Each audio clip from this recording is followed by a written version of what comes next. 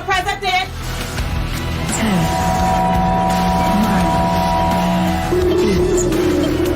9, 8. To Problem Solver Politics, we are here live in the KHTS studios. I am your host, Cardon Ellis, and we are here with DJ Hamburger. The one and only. Follow me on Twitter at RealDJHamburger. Woo! All right, so DJ Hamburger is my single most knowledgeable friend in politics, head of the Log Cabin Republicans, unless mistaken for a flaming Democrat during the SB 54 hearings, getting 50,000 views. 150,000, got to be specific. Ooh, 150,000 views. And believe it or not, folks, there are other things happening in the world besides the Brett Kavanaugh lynching hearings. You know what I'm saying? The mobocracy and the character assassination. There are other things happening, which we will talk about after we talk about the Kavanaugh hearings. Obviously. Did you see what the Hollywood Reporter had out about the Kavanaugh hearing today? Hollywood Reporter, no. What happened? Yes, a record 20 million of us Americans tuned in live to watch the Ford Kavanaugh testimony. Get out. 7.4. I have the numbers right here. 7.2 million viewers on Fox News alone. 7.2 million just to watch this. Only in America, right? Only in America, where none of this could be entered into a courtroom. None of this testimony would survive a trial or as evidence in a court of law. But oh no, in America, we definitely were Okay, so I got to tell you, this is actually one of my. There's a We the Internet video called "Please Stop Making Me Defend Donald Trump" that is hilarious that you have to watch. But I have to tell you, this is actually one of the greatest side effects of the Trump presidency that I've ever seen. I really feel sideshows. You mean sideshows? One of the greatest sideshows. No, the Kavanaugh hearings, I think to a certain extent, can be considered as a sideshow. But I'm saying the fact that this many millions of people tuned in to a Senate hearing is actually a very Senate committee hearing. Oh yeah, a committee hearing nonetheless. I think that's such a sign of good health that is directly at the feet of Donald Trump, because the whole reason we got so corrupt in our politics and why the wealthy got so wealthy and really everything's gotten so bad is because America's just general trust of their leaders and their general, I wouldn't say ignorance, but not paying attentionness of politics is what got us into the need of voting for somebody like Donald Trump. And never before have people paid attention to politics more than when he's been a president. Well, I just think it's great that 20 million Americans cared enough that there was a Supreme Court justice coming up, and that, you know, yeah, most of us couldn't even name him before that. Yeah, I mean, maybe it took them this saga to pay attention to it, but you know, hey, at least some of us care. Okay, so tell me your thoughts. Just give me the lowdown on this. I have my opinions. I want to hear yours first. Which part of my thoughts about this that we should be paying attention to? Top to bottom. See, this concerns me. Right now, there's very few times in my life where I've really thought, oh my gosh, I cannot believe that my countrymen are considering something that the founding fathers directly had a problem with. I remember, for example, when they used to call him Dirty Harry Reid, you know what I'm saying, considered switching to the nuclear option in the Senate. Do you remember that? Well, they certainly regret that, and they're going to regret weaponizing Me Too. Yeah, just wait. I mean, if they really, and it's so interesting to me because no one that is conducting this in Washington, not one party is interested in the truth of what happened to this young lady. I mean, what happened to this woman as a young woman. And I think that's so disgusting, but so interesting. No one cares about the truth anymore. It's now delved into this, you know, what can we possibly do to run out the clock? And if they really did care about this woman and what she experienced, we would be talking about this in May. You know, or whenever he was first announced. I think that's we wouldn't be talking about this, you know, days before the vote was scheduled to happen. Well, I think amongst the Democrats that's true, but I think Jeff Flake showed genuine interest in caring. I think if Jeff Flake showed genuine interest, he would be calling for his FBI investigation before the vote to get Kavanaugh out of committee. Yeah, but he didn't know about it until everybody else did. Well, yeah, but I mean, if he would have cared, he would have said it the same day that Dianne Feinstein released the letter. You know, instead he sat on his hands and dithered, and like all good politicians couldn't make up his mind to the last minute and then tried to cover his butt. And, you know, it's really sad that nobody's really caring about the facts or the truth of this case. Okay. And now that's where I stand. See, my biggest beef is just like when Harry Reid switched to the nuclear option, where instead of having to get 60 votes, you only had to get a basic majority, which was meant to be pure majority, 50+1. Yeah, exactly. Mm-hmm. He had broke a precedent of 200 some odd years simply just to start pushing what he wanted to get done. And I remember when we were arguing about whether or not that should be on the table, I remember thinking, this is not good, because the higher the percentage threshold requirement out there, the more less that we have to work together. Yeah, the more we have to work together. Like, there's no way this is good for our country. And in some of my biggest arguments with some of my more leftist friends, when Obama was president, I said, hey, watch out. Like, you may love this executive order that he pushed through, but what are you going to do when you establish all these precedents of executive orders and there's somebody in the White House that you don't like? Yeah, exactly. So, and now they're getting a dose of their own medicine, and they're incredibly unhappy with it. But, I think that you mentioned the previous weaponization that they're starting to regret now, and I really think that the next one that they'll regret is the weaponization of Me Too. Okay, how so? Because now we've been conditioned as a society to believe a woman's allegations on the basis of her gender alone. Yes. And, that's, where is due process? Where is innocent until proven guilty? I mean, we absolutely should believe and listen to victims of violence, but, we also need to investigate this and not needlessly throw young men under the bus. And that's what a lot of people are really concerned about today, are their sons. They're looking around and they're going, oh my gosh, my son's life could be ruined by just an accusation. Look at the lacrosse players over at that university. And, it's really concerning. And that's the trend now, that people are starting to worry about their sons more than their daughters when they send them off to school or whatever they're going to do. And this weaponization of it is really going to come back to them, and they're going to really regret it. And there was a great piece this week written by, or is tweeted out, no, it wasn't this week, it was 2 weeks ago, by Britt Hume, by his daughter. And it said that the Me Too movement was delayed by over 15 to 20 years for the need for the left to cover for Bill Clinton. And it's really curious to delve down the rabbit hole and think to yourselves, if Hillary won, would we still have the Me Too movement? I I never absolutely think we wouldn't have, yeah. because Harvey Weinstein never would have gone down because he was such a big Democratic donor. Yeah, so it's really curious to think about how much we as a country, by moving past the Clintons, have been able to really address a lot of the faults that we see within ourselves.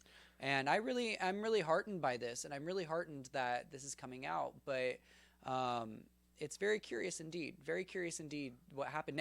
Now can we delve into the saga of this all? Because I was totally, at first I did not care. I have a feeling I can't stop him, so I just said yes. At first, I did not care about this hearing at all. At first, I was like, Kavanaugh is the most boring candidate. Like, I don't even like... I was so bored when they announced it. And then, of course, me and 20 million other of my friends, right, all ended up glued on the TV screen when this all went down, because at 2 a.m, when was it, Wednesday morning or Wednesday night to Thursday morning? At 2 a.m, USA Today puts out this announcement that 2 men say they, not Brett Kavanaugh, had the alleged encounter with Christine Ford. And so, of course, I'm immediately invested into this, that these 2 guys would come forward and say, oh, no, she's getting him confused with us. We were the ones that did all this. And so I, of course, looked into this, and I was reading the article. And, of course, this is not being talked about in the mainstream media because they don't, it's easier for them to sum it up as Jedi versus Sith. But... so the committee interviewed these 2 men, the Senate Judiciary Committee interviewed these 2 men, and they're refusing to reveal their identities. And I'm just like, no. Wow. None of this is admissible in a court of law, so you need to be giving us their identities. So before we nominate somebody for a lifetime appointment, we can decide as a country, what we think about this. Because if we're getting his yearbook and we're getting his little hand scratched calendar from 30 years ago or however many years ago are we now? I want to know their names. I want to interview them. I want to know what their wives think about this. This is America. We want to know, Yeah, and that's kind of my whole problem with this. And I really hope any liberal people out there, of course, I don't think I have a problem with this. But any Democrats that listen to our show, I mean, you're welcome to call in and opine differently. Please do. We want to hear. The only thing I have major problems with this is because of the absolute and total lack of due process. Oh, there's none. Benjamin Franklin believed so much in the ideas of James Madison, his buddy Thomas Jefferson. Well, I don't know if I'd say his buddy, but George Washington, so on and so forth, and the other founding fathers, and this concept of due process, that when the soldiers responsible for, I can't remember if it was the Boston Massacre or if it was one of the others, but when the redcoats were on trial. Oh, for the Boston Massacre. And their defense lawyer was John Adams. I think Benjamin Franklin suggested him, right? Or didn't he say? I can't remember. All I remember is that John Adams defended them. Yeah, that our own founding fathers defended our very own enemy just to illustrate the importance of due process. And this is my frustration, that we are getting to a point where we conflate way too much, okay? I think it is okay to say, I want to see evidence without disbelieving. Mm-hmm. I think it's okay to say, I demand due process without saying he is innocent. And we've reached a point where this is fever pitch. I mean, I had 5 or 6 people unfriend me from Facebook this week, just over the Brett Kavanaugh. You did post a very long rant and rave about it. That might have, and all of our viewers should thank me for vetoing that idea. But it was a due process rant. You know what I'm saying? Yeah. But either way, I look at this and my frustration. And my frustration is none of this matters. He's going to be confirmed. The math is there. Do you think he will, or do you think their only hope was to run out the clock past Election Day, and that's all they cared about? If Dianne Feinstein got this letter when she says she did and held on to it for over 6 weeks, I mean, come on. Yeah, and dear women. Why do you do that? If you really cared about this victim and you really cared about justice, why would you hold on to it for so long and not tell anybody? And dear women out there, I mean, I have got to tell you, if you want to be angry at somebody for, quote, victim shaming or enabling the patriarchy, you have to be mad at every single Democrat in the daisy chain of events that sat on this poor woman's testimony and accusations for almost over a month before bringing it to light. I mean, there's no way. You want to say that old white men who disbelieve that a guy who's been vetted by the FBI could be responsible for something are enablers? What about the people who don't even let the accusations come to light? I mean, the way I just can't believe, women are intelligent, they're beautiful, they're smart, they're savvy. I can't believe the ire that I see coming from so many people, so many females in our republic right now towards Republicans, where I think, shouldn't you be furious with the Democrats right now? Shouldn't you be absolutely furious for them having just sat on this for a month? I just think that we've reached a point where we see women as equally capable as men. And nobody cares. They absolutely are. I don't care club. Yeah. I think that everyone should be upset over the behavior of their leaders this past week. I think that everybody should be upset over the way that our elected officials have been. So what's your frustration with the Republicans? Oh my God! You're the log cabin Republican. Well, I mean, you can say this. I can't. No, I mean, just as an American, I'm upset with the way that the committee has handled this. Instead of immediately delving into it the second that Ms. Feinstein received this letter, she held on to it to the last minute. They all danced around it. They all, it's horrible. And then the Republicans didn't even interview Ms. Ford. They like outsourced it to the lawyer that they brought on. And it's like, you know, and the lawyer it just tit for tat, like, you know, tit for tatted around everything instead of investigating it, asking for evidence, asking for corroborating stories. Instead, it's a very interesting case because both the witnesses, both the accuser and the collaborating witness, have recovered memories. Yeah. And memory, if you've ever studied history or ever tried to be a historian or psychology, know that memory is very, very fickle. And memories can change. They don't even take it in forensic science anymore. I know they don't. Because, they don't. And what I want to know too, and see, when the two guys came forward to the committee and said, "Oh no, she got them confused with us. We're the horrible people." Like, what I want to know is where is everyone's bank account? Can we see their bank accounts? Since we're gonna just get all up into this, like, let's see the bank accounts. Who paid for the polygraph test? You know, like Lindsey Graham finally grew a pair this week, and I was really proud of him. Oh, dude, he is my favorite man. For finally getting upset by this, because it's really become such a show like only America could have. We should ask Kenneth Starr over at Pepperdine if he has some free time. Ooh. We could send him out there too. Yeah. We could really stir this up, right? Well, I got to tell you, and before we go on our first break, because we are going to talk about some other really cool stuff. Yes, we're going to talk about what happened in the world this year or this week too. Big news. I have to say, Lindsey Graham, I think the reason why he was just one of the heroes of the week was because I think he's so oh my gosh, that was horrible for a radio host. He's so perfectly articulated how we were feeling. Everybody watched that, I think all of us, quote, believe Mrs. Ford. I believe something happened to her. I believe it affected her.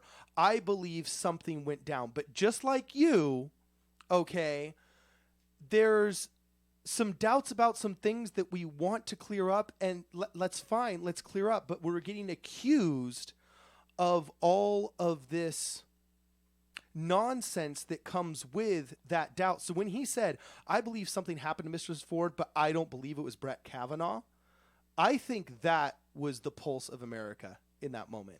I don't know. Honestly, I think that the pulse of America depends on your party registration now. I mean, or every your echo liberal chamber. friend I have is like, she is like 1,000% factual. She's solid as a pure gold bar, and Kavanaugh is the devil. And then, you know, all of my red friends are like, Kavanaugh's a saint. And I'm like, you know, 3 weeks ago, this guy was the most boring person on the planet. And now it's like, it's one of my friends, cats and dogs.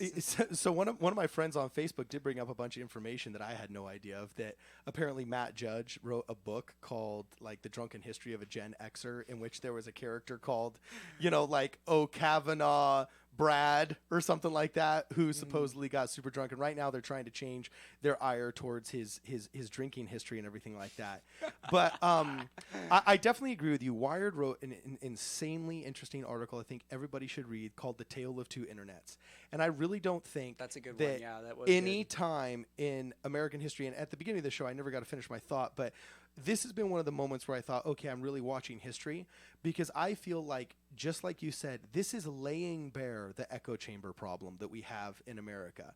This hearing is laying bare, like, I think reasonable people approach this scenario believing Mrs. Ford, wanting corroboration, wanting to hear her out. You know what I'm saying? Wanting to hear her out, but also demanding evidence, wanting to see the demands of due process fulfilled. At least that's the way I feel, okay?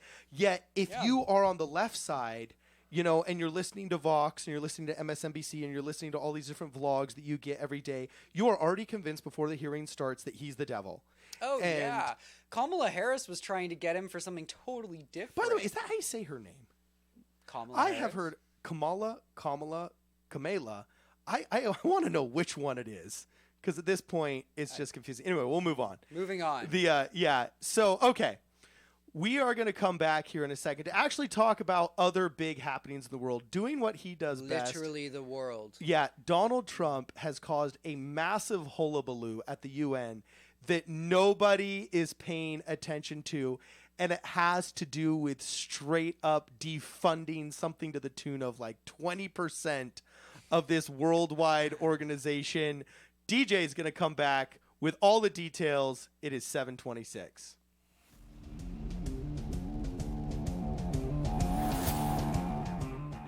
We'd like to thank our advertisers and readers for their loyal support since 1991. Linda and Mo Hafizi, owners of our Valley's two leading magazines, Elite and the Magazine of Santa Clarita. The only magazine in our valley mailed to 80,000 homes and businesses every month, with over 250 pages of community news and features. Discover how the Magazine of Santa Clarita can help your business. Call 294-4444. Superior quality is second nature to us. Just ask our advertisers. Hey guys, this is Cardon Ellis, host of the new show, Problem Solver Politics, an independent political talk show that keeps you up to date and in the latest political happenings, both nationally and here in the Santa Clarita Valley. Now, this isn't your usual partisan political talk show. At Problem Solver Politics, we have both Democrats, Republicans, and Libertarians hash out their differences on air as we strive to find solutions to today's challenges. Join us Sundays at 7 p.m. for Problem Solver Politics. Finding the right lawyer can be a challenge, but in Santa Clarita, there's no need to search when there's Hacker Law Group, Santa Clarita's premier litigation firm. Jeffrey Hacker has represented celebrities, financial institutions, accident victims, real estate developers, realtors, contractors, businesses, nonprofit organizations, and other individuals and companies with their legal challenges. Mr. Hacker is one of Santa Clarita's leaders, consistently listed as one of our most influential. When everything is on the line and you need legal counseling, visit hackerlawgroup.com. Your hometown station. KHTS AM 1220 and the new 98.1 FM.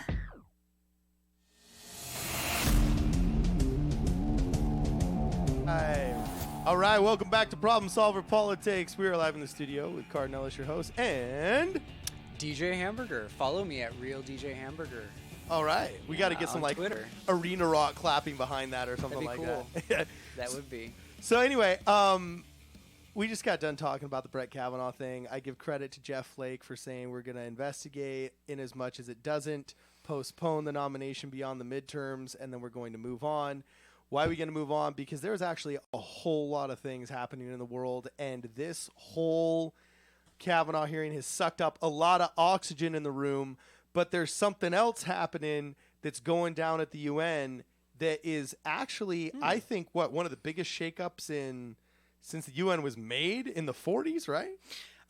Yes, at the conclusion of World War II. So really quickly to follow up on the Kavanaugh hearing. Okay. A close friend of mine that is a psychologist just wrote me and said, I think something definitely happened to her, but we definitely need to corroborate her because I don't trust anybody's memory 100%.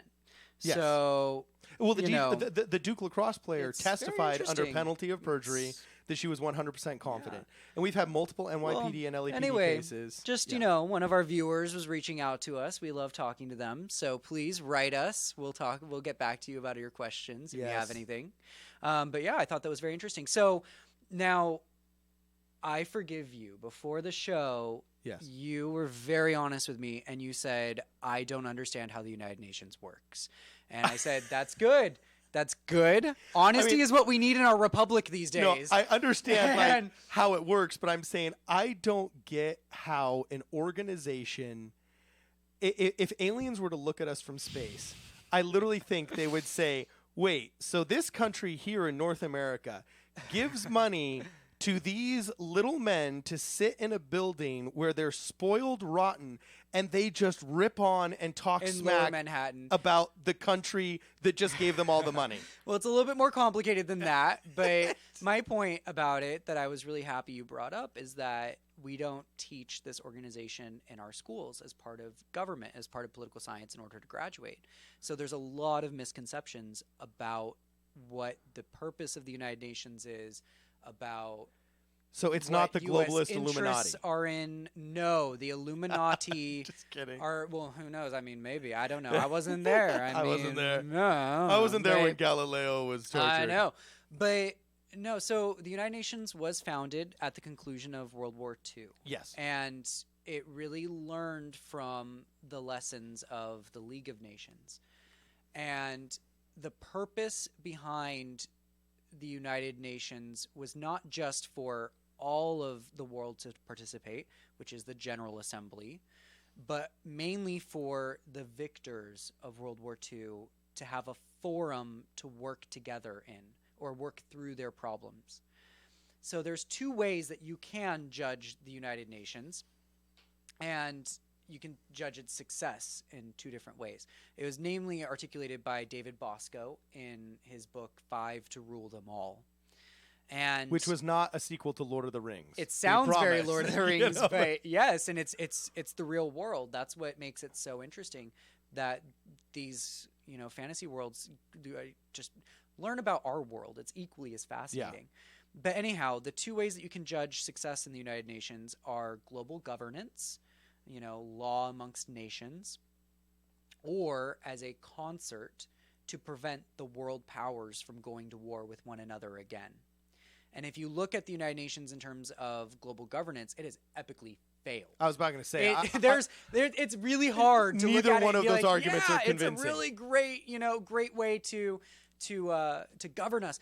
But if you look at it as a concert amongst great powers, the 5 victors of World War II, which were the United States, the Soviet Union, Great Britain, France, and China, none of those powers went to war with each other since the invention of the Security Council. And that is why they are the permanent 5, and they have the power of veto inside of this chamber. And when we talk about... But also, can't you say that that's just natural socioeconomics of the two? No, because come on. When we talk about the Cuban Missile Crisis, one of the key moments in that interaction of where we really got to the brink of this Cold War turning hot with nukes, one of the key relievers of that pressure was at the United Nations in the Security Council.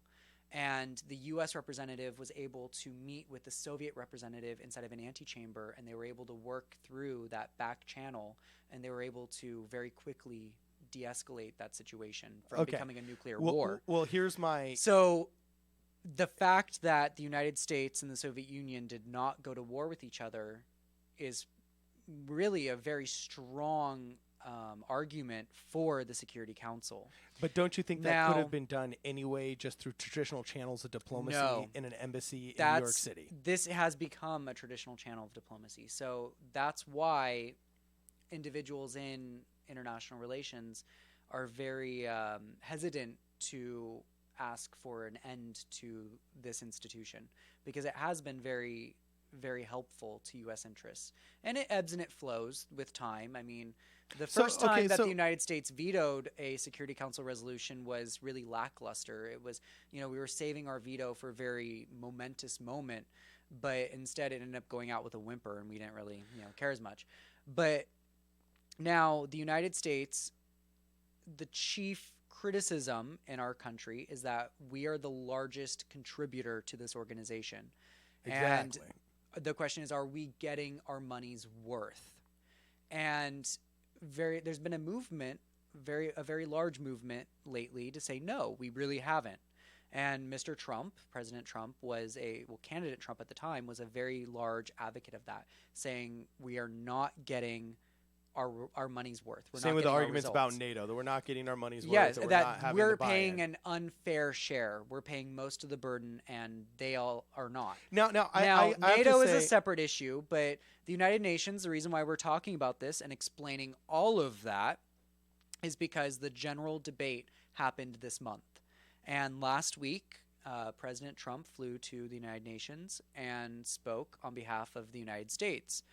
And it was a very fascinating time at the United Nations this past month. The United States had a home court advantage because Nikki Haley, our rock star ambassador to the United Nations. Yeah, she's pretty good. She has been incredible at her job.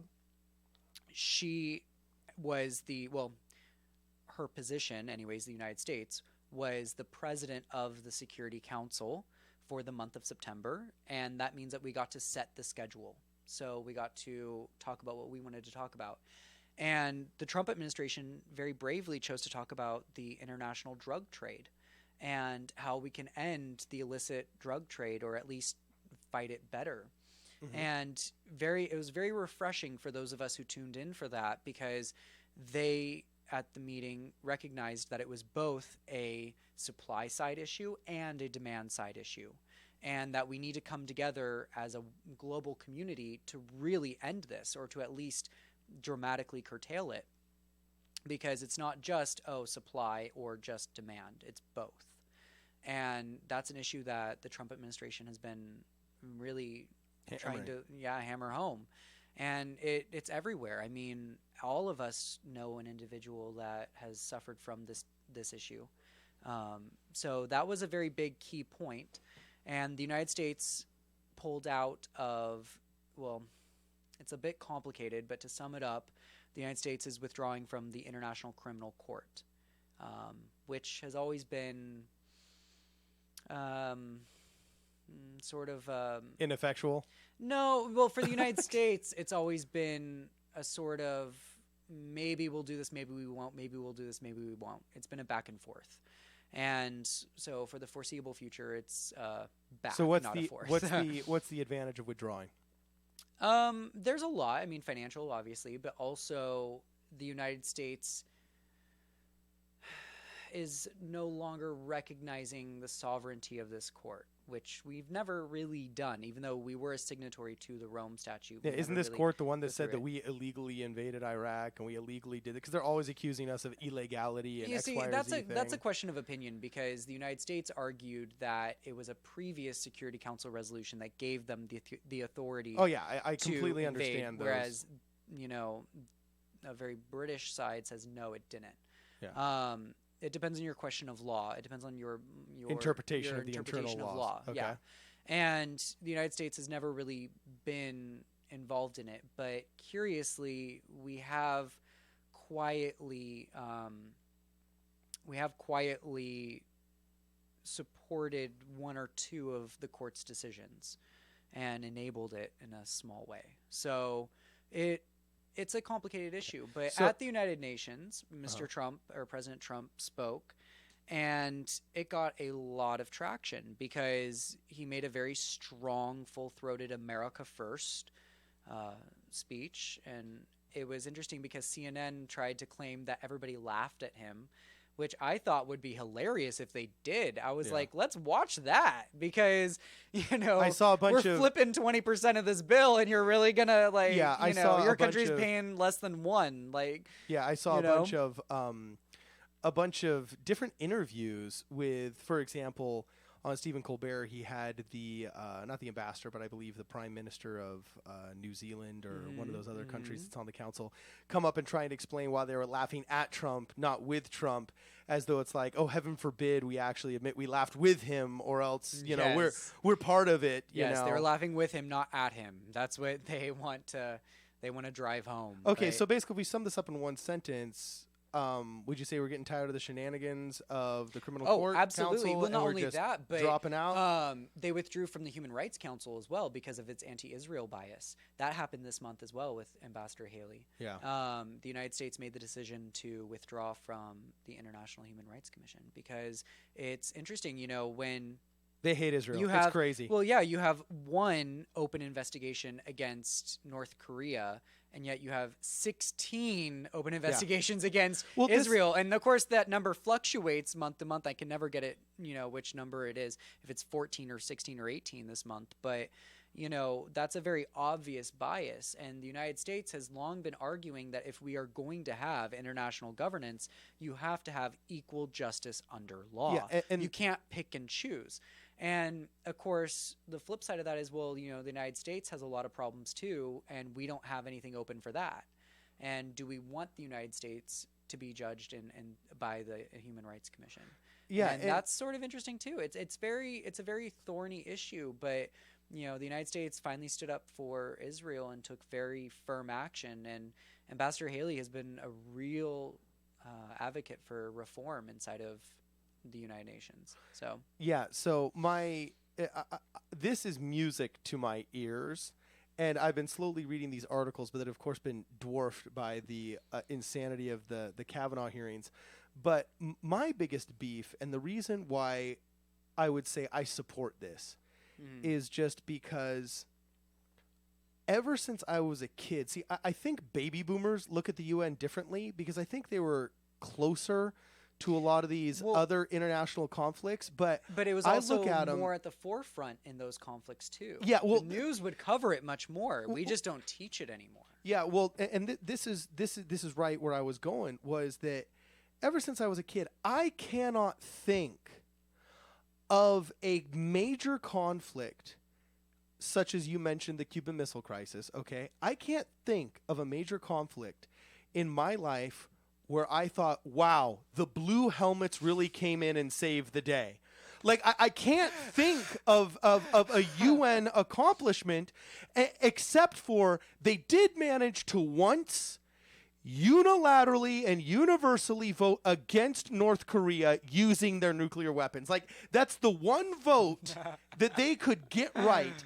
But watching these UN councils, whether it's the criminal court, whether it's the General Assembly, whether it's the Security Council, it is just a bunch of psychotic rants, worse than the echo chambers of the Kavanaugh hearings that literally cost us billions of dollars to fund. It is worse than the rich daddy who's got a loser drug addict son that's blowing all of his money, whom he is enabling. They've never done in my lifetime anything impressive. It's curious that you mentioned that because it does do a lot, but there is no Security Council army that they can deploy around the world. They got the peacekeepers. They chose, but peacekeepers are not just they're donated soldiers from other countries, and it's like that was a real question because there is room for them to create their own army. It's just the United States and the Soviet Union and everybo's not been doing it. So here's my beef.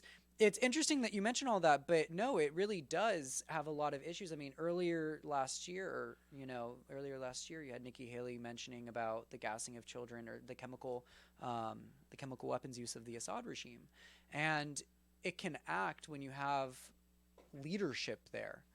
You know, during the previous administration, you didn't see it as much, but right now you're seeing a lot of leadership there, and namely dealing with the enforcement of the laws of war. And okay, but don't you think it does have a place? It does have a place.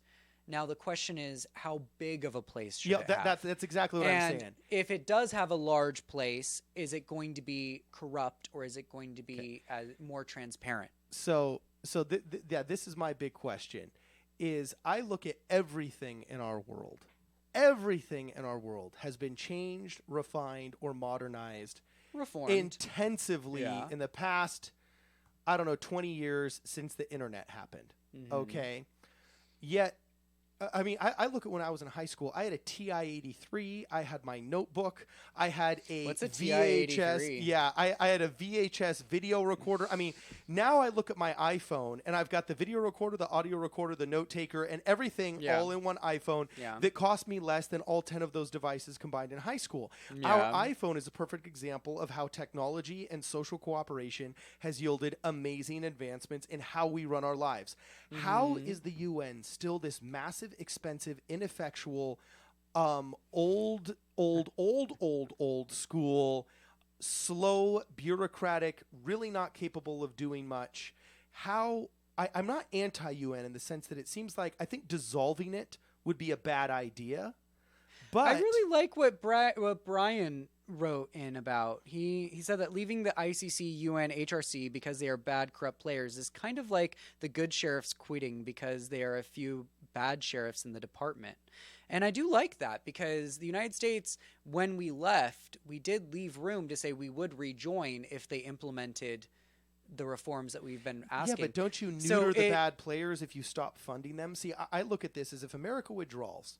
Yeah. Okay, if we withdraw and we're no longer also donating soldiers, first off, the UN's never going to come stepping on our feet because our Air Force alone dwarfs anything they're going to be putting in the skies. First of all, they can't. Okay. Like, we can veto it. So yeah, that's what annoys me is that people think that if we did give the UN power, it would somehow oppress us, when in reality, we can veto that. So the UN is our house party. We are very, because we are one of the victors of World War II, we have a very large amount of power because we hold the veto power.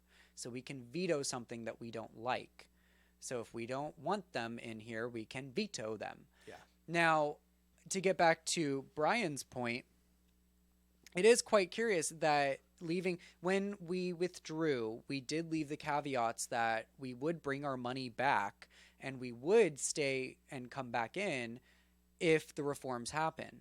And it is a last resort ditched effort. But how long do you want to stay a part of a bad organization with bad people? Yeah, nobody. And, Nikki Haley has done the Ambassador Haley has done incredible work reforming various other aspects of the United Nations. So if she feels that this is really the best course of action to get them to take us seriously, I'm all for it, because we keep threatening to leave and we keep threatening to leave. And now we're just the boy who cried wolf, so I'm perfectly content leaving and then seeing if they can, man up or reform up for us to rejoin. Okay. So this right here, take us seriously, take Trump seriously. I mean, and he also touted this last week too, the recent peace talks with North Korea. And the fact that the nuclear testing has ended is really curious for a regime that we can't trust to stop, as far as we can tell, testing their nuclear program. That's quite a significant step. And we're on, a lot is changing in the world. A lot's changing. Okay, so this right here, this kind of thing intrigues me because I feel this is something that's been on the docket for a long time, and it's some of the underlying issues in our governance, both international and domestically, that haven't been cleared up for 50 years that I think are affecting us the most, and we're distracted by some of these other smaller issues because, they blow up on Twitter. So we're going to come back, and we're going to talk about this more in the studio with DJ Hamburger. This is Problem Solver Politics. It is 7:47.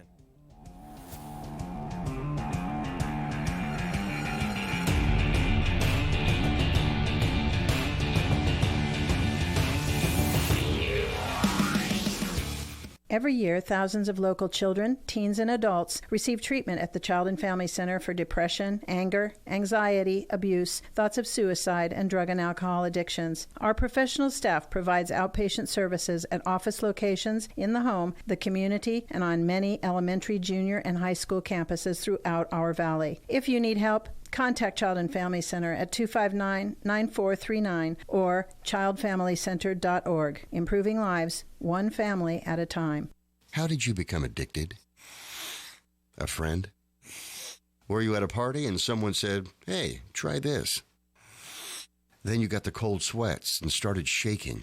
And the more you did it, the more it didn't work. So you switched to the needle. Now you're a train wreck. Drinking, drugging, broke. Your family hates you, and you hate you. Get out of your hell on earth now. Call the Detox and Treatment Helpline today for immediate help. In many cases, your insurance may cover the costs. We can't guarantee it, but we can guarantee we have what you need to change your life for the better. Pick up your cell phone and call right now. 800-694-1135. 800-694-1135. 800-694-1135. That number again, 800-694-1135. The anticipation of having a baby brings much excitement and hundreds of decisions. When choosing where to have your baby, choose the best. Providence St. Joseph Medical Center. The new Women's Pavilion combines expertly trained medical staff with luxurious labor and delivery suites and the area's most advanced neonatal intensive care unit. You and your new baby will get the best start possible. For more information and a tour, call 1-888-HEALING. The road to healing leads to Providence. Now FM 98.1 FM and AM 1220. Your hometown station. All right. Welcome back to Problem Solver Politics. We're in the studio with Cardon Ellis, your host, and DJ Hamburger. Just like you eat. Hey, everybody, you got to call in. We got 10 minutes left in the show here, and it's been pretty cool talking about not just the Kavanaugh hearings, but also these really interesting developments within the United Nations, okay? And we've had some pretty good commentary from a couple of our listeners here. Most people fanboying, of course, over the awesomeness, general awesomeness of DJ Hamburger. But you're so kind. I thought that was all for you. Yeah, no, trust me, it's like 90% you, dude. Oh, thanks. Anyway, what's interesting is Brian brought up a good point about us leaving the criminal council, International Criminal Court. International Criminal Court. And for those of you that are just tuning in, basically similar to Donald Trump's arguments against the funding practices of member nations of NATO who have not been living up to, I believe it was supposed to be between 1.8 and 2% of their GDP to fund NATO. Most companies haven't reached that level. So Donald Trump got tired of it, and he did his, threatened to withdraw NATO that freaked everybody out, but of course didn't happen. In a similar vein, he's stepping up his diplomatic game and his bully pulpit game and telling the UN basically stop being against our allies, Israel, and stop basically being against us, or we will stop paying for you. Because what people don't realize is the United Nations is, at one point we were a majority funder post-World War II. But now we're obviously just what? We're the only ones that had anything. Yeah. What would you say? What percentage of the UN is our money, our taxpayer dollars, going into the United Nations? For the United Nations annual operating budget, or yes, or just for their whole budget, for what it costs to run them. For the United Nations is about. Well, that's really hard to guesstimate. I'm not at all holding you to this. It's about 20%. It's about 20%. Okay, but we are less than 20%. For the U.S. annual operating budget, it's less than 1% at least. It's not very much that we are giving up. Yes, it is a significant amount of money that we're talking about, but we fund the Department of Defense by $700 billion. Yeah. We give like $1 billion to the UN. Yeah, I'm not suggesting we can't. No. It's not comparable. The amount that we spend on diplomacy. Yeah, I'm not suggesting that we can't afford it. All right. Yeah. What I'm suggesting is that it's not serving us. The question that you have is, are we getting our money's worth? Exactly. And it all depends on your outlook of how you judge success in the United Nations. And if you judge it as a concert of great powers, then yes, we definitely got our money's worth. But if you judge it in terms of global governance, no, it epically has failed. Okay. So it all depends on what your view or value of U.S. foreign policy is. If you're in either one of those camps. Cool. I am a conservative internationalist. So I am of the opinion that it's borderline. The concert is working and we shouldn't destroy that. And we're even talking about reforming that and expanding it to include more members on the Security Council. But Brazil got in recently, right? Yeah, it was Brazil's turn. Ambassador Rick Grenell to Germany. Okay. For the United States. He's done an incredible job working with the White House and the United Nations and the State Department, obviously, to encourage German businesses to leave Iran and to support the new sanctions that have been placed on them by the United States and the Security Council. So, it's more complicated than just yes or no. Okay. So a lot of my frustrations with the United Nations, I feel like, are being addressed, and we will be following this situation very curiously, observing it to see really what happens. This is one of the few things right now in the world where I'm really excited to see what it's like when the UN all of a sudden misses its money and the reality of that rubber meets the road. All right, I'm really excited to see what happens. So we're going to switch a little bit here to some local politics. The Cards Against Humanity. Yeah, there's all kinds of really fun stuff going on right now the Katie Hill versus Steve Knight campaign. Oh, that too. Yes. We're watching. Of course, Vice News is throwing in their hats with Katie Hill. Democrats have nowhere else to go but to Katie Hill. It's interesting. One of my co-hosts, Mark Murphy, is furious with her, and I know a lot of Democrats that don't feel like they're representing her on a local level. They're representing the national argument and the anti-Trumpism more than the local argument. But to add to the fury of ideas, Cards Against Humanity, the popular game, has come out with an expansion pack that we were actually going to try and play at this game, but we ordered it this week and it didn't come in. But Cody's going to tell us all about it because Cody's our Cards Against Humanity expert. Hit us, Cody. What is it? Of course, yes. Well, Cards Against Humanity is basically isolated 6 districts that they think they could flip from red to blue this midterm season. Okay. And of course, the very first district on the list is California 25th, which is Steve Knight versus Katie Hill.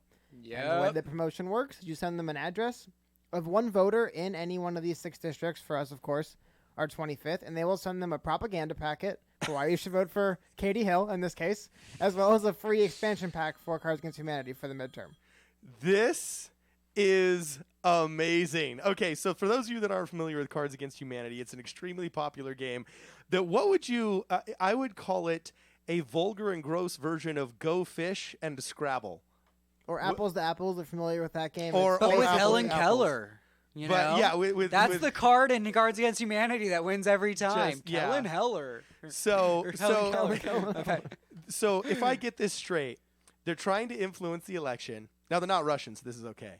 But they're trying to influence key elections so that Democrats can take back the Senate and the House of Representatives, and they're targeting the most vulnerable districts. Ours is considered one of them because Steve Knight has continuously not raised as much money per quarter and is in a district that Hillary Clinton took, despite the fact that it's Republican. A lot of these equations that have been thrown at Steve Knight, I don't really think hold water because his fundraising, I think, is an example of the lack of needing it. I don't think he actually needs to raise as much money because so many people support him here. But anyway, you need to send the name of a Republican friend, and they'll give you the expansion pack. So you sent my name, right? Of course. Who else? Okay. So you send the name of somebody who's voting Republican, and then they will then send them propaganda, hopefully swaying them to not vote for Steve Knight and instead vote for Katie Hill. Of course. Well, on the website, they have him listed as this election is the nonprofit director versus the Trump-loving gun nut. So yes, just to get a little taste of how they think about this district. You are the Trump-loving gun nut. Okay, guys, please, listeners that are out there, if any of you have this game, call in next week, all right? And we are totally going to see if we can't win this second week of October. Second week of October, we'll have it. Oh my gosh, this is amazing. This is amazing. Okay, so before we wrap up, I'm curious. Local election, do you think he's going to win? Who he? Steve Knight. We have a lot of. Do you think a blue wave is coming? No. Do you think the blue wave is coming or no? We got like 45 seconds left. I have no idea. I think it'll be close. I think it's going to be really close. I think we're purple. It's going to be purple. It's not going to be the red and the blue America, but the red, white, and blue America, as Obama said. Exactly. All right, awesome. Combine all 3 together and get me purple. Okay. So this has been an amazing show, guys. You've been enjoying Problem Solver Politics. I am your host, Cardon Ellis, and we've been in the studio with DJ Hamburger. How can they reach you?